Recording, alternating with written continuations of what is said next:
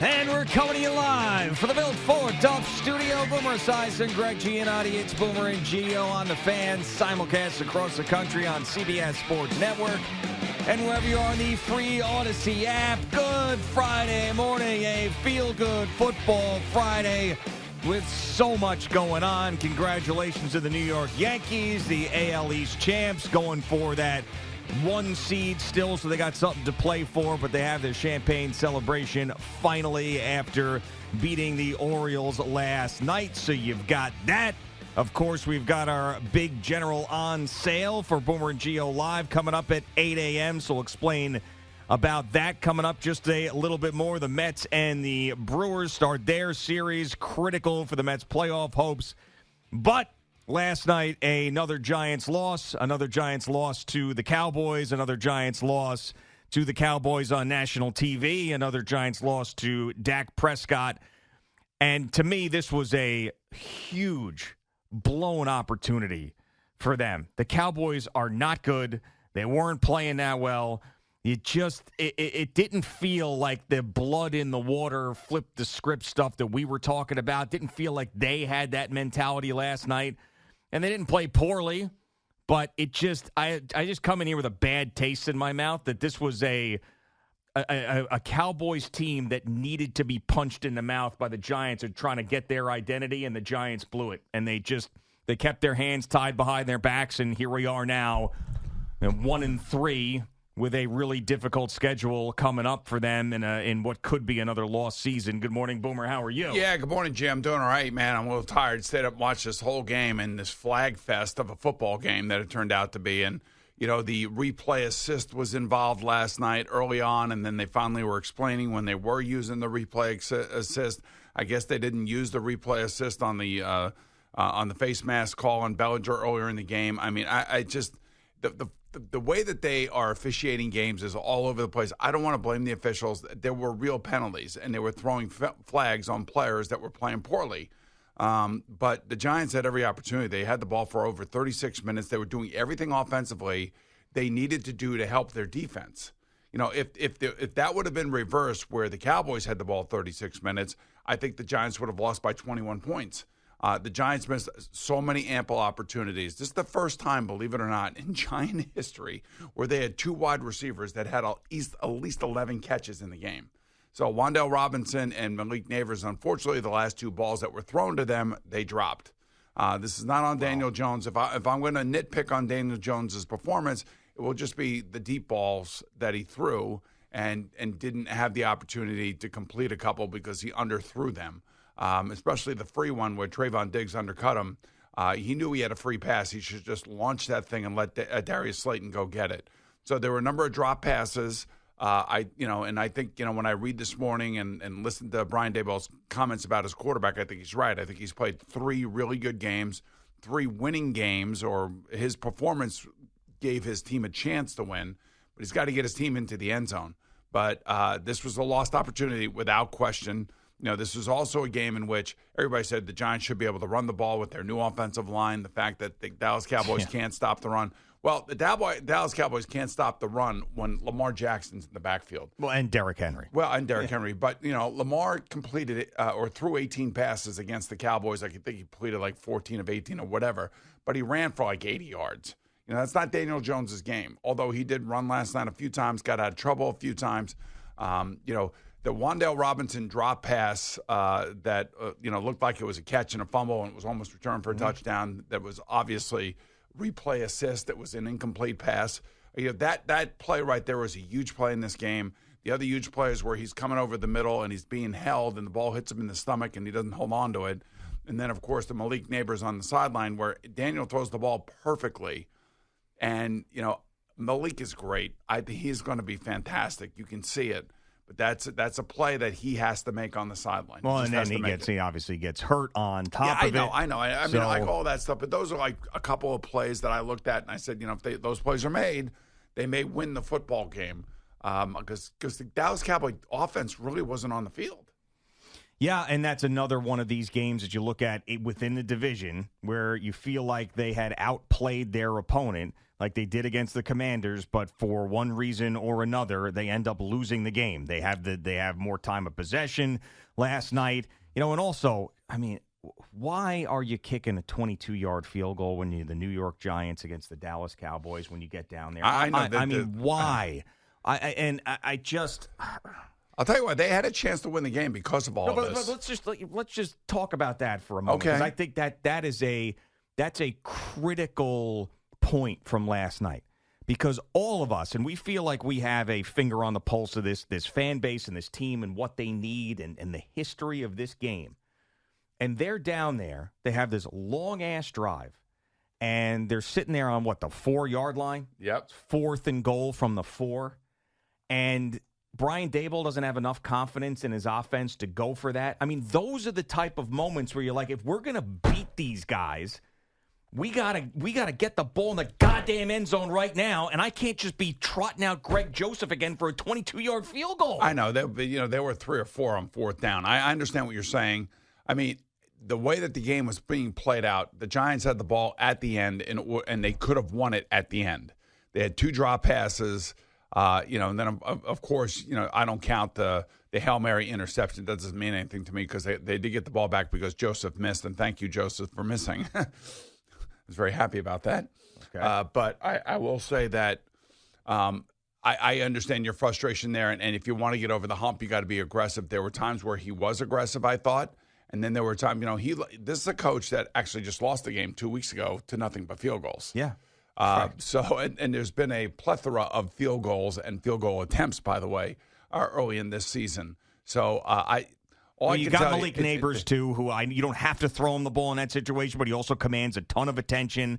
I mean, you've got a weapon that you haven't had when you've been the head coach of the New York Giants. I mean, to me that was so frustrating. You obviously heard the fans in the crowd last night booing the decision, and that to me is a different Brian Daboll than we got used to in the first couple of years of him being here. I have to sit here and say that as watching the game last night, I didn't feel. I know we're thinking, okay, it's the Cowboys are going to put up a lot of points, and field goals are not going to do them any good. They're going to lose 30-15, but that wasn't the case. They controlled the football, they controlled the game predominantly the entire game. We all knew that CeeDee Lamb was going to get involved because he was bitching and complaining last week. Squeaky wheel spot. And then, of course, gets a taunting penalty on his first touchdown. I thought he was supposed to, rein in his emotions, but I guess not. But I think overall it's a frustrating loss because they should have won the game. I don't want to say should have, but they could have won the game if they make a couple of plays late in the game. And Daniel Jones put the ball where he needed to put it, and 2 guys who played well at football games both dropped the ball. Yeah, I mean, and at the end of the game, which would have led, and I'm not saying that they would have scored a touchdown, but would have kept the drive going. It would have kept them moving down the field, and then maybe ultimately Malik Neighbors is going to make a play. By the way, they have no tight end what to speak of right now. They're not even using that position. It's like everything is outside and everything. They like everybody says, Malik Neighbors needs help. Well, Wan'Dale Robinson had 11 catches last night. Yeah, he was all over the place. That's the most he's been involved in a very long time. But just it's annoying. It's frustrating. It didn't feel like the Giants themselves had the same type of mentality that everybody had talking about this game.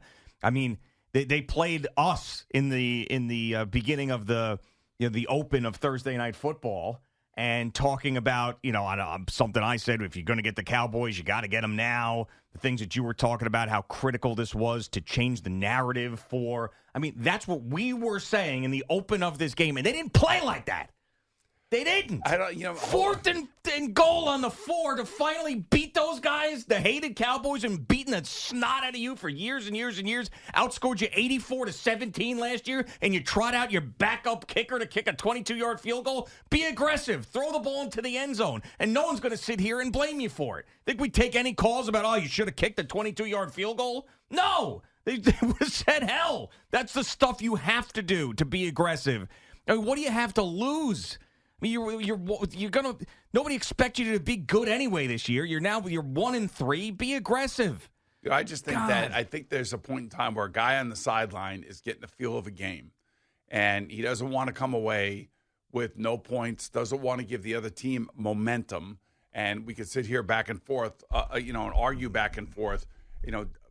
Brian Daboll's been a part of how many football games in his life? Yeah, I know. But I. And how many times has he had the opportunity to go for it? And last night he did go for it 4 times. He did, but I mean, the one that was to me that just felt like okay, we're just here to hang around. We're not here to win. We're here to hang around and see what happens. This is the thing that happens. If you get blown out, it sucks. And then, if you do get blown out, it's like, you gotta at least give me a game. You got to be competitive. You got to look like you got fire in your belly. I actually thought, with the exception of the fact that the Giants couldn't run the ball at all, there were 3 plays where 3 different players dropped the ball, or 2 different players dropped the ball.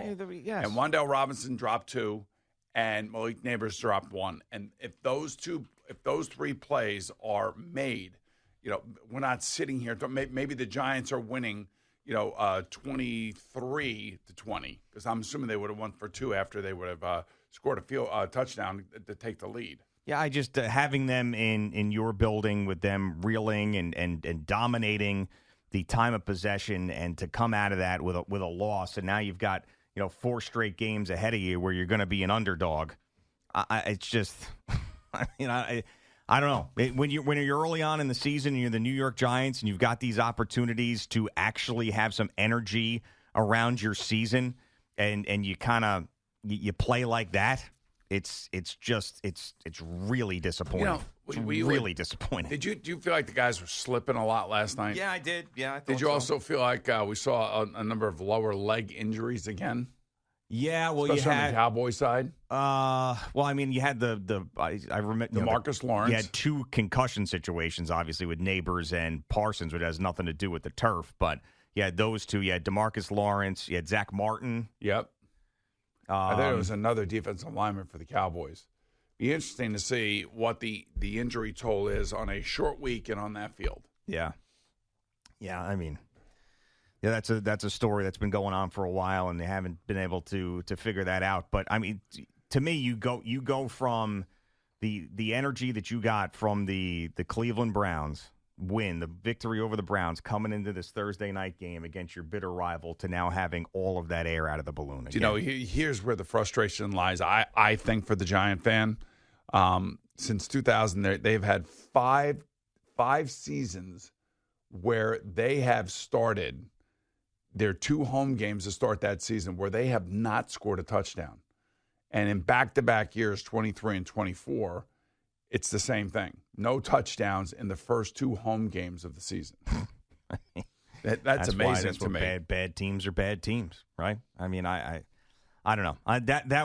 It was, and I'm, as we say, not Giants fans, but want them to do well, want them to be a part of the discussion in the NFC East and in the conference. And I wanted them to win last night badly. And I felt like they had an opportunity, and it just shows you can't trust them. You can't. They're the energy that they are lacking was coming from the head coach. It doesn't seem like it is as much. Wink's not there. He had a lot of energy. I know Shane Bowen's defense has been pretty good, but and then you've got, Huckleberry Finn as your quarterback. What are we doing? The last 4 home games that Daniel has started, it goes back to his 2 games prior to his injury last year. The Giants have lost by 40 points, 21 points, 22 points, and then last night 5 points, and they have not scored a TD in any of those 4 games. And I can't sit here and say that he didn't play well last night. I thought he played well. If I wanted to nitpick, it was a couple underthrown balls. Early on, he threw the ball on the wrong side of Malik Neighbors where, the ball hit Malik, but it was like either inside or short or low. But we're not evaluating a guy in his rookie season or year 2. We're trying to figure it out. I understand. It's enough. But again, they had the ball for 36 minutes. And, by the way, they only ran the ball for 26 yards on a team that has averaged 187 yards given up on defense the first 2 weeks of the season, 3 weeks of the season. I mean, they in my opinion, 26 yard, they average 1.1 yard a rush. I mean, that's pathetic. Absolutely pathetic. And then, Devin Singletary almost fumbles again. And I don't know I guess he's decided he's not going to wear gloves now because the gloves were the thing that was going to make him fumble. I don't know. He didn't fumble. It wasn't a fumble. I know, but he almost fumbled. But it wasn't a fumble. I understand, but he's been fumbling. But it and then wasn't. that was very, very close to being a fumble. But it wasn't a fumble. Yeah, but he's got a fumbling problem, but and they were going after him. It was not a fumble. Okay. But that's why they have replay. Yeah. That's why they have replay assist now. Yeah. Yeah, you get really wrapped up in that. I don't think anybody cares. No, but I'll tell you why I care, because it was, I'm trying to think, it was the Dallas Cowboy touchdown, the screen pass to the left. Yeah. Early on in the game. 2 flags came out. And before they went to commercial, Al Michaels said they were given a hand with replay assist.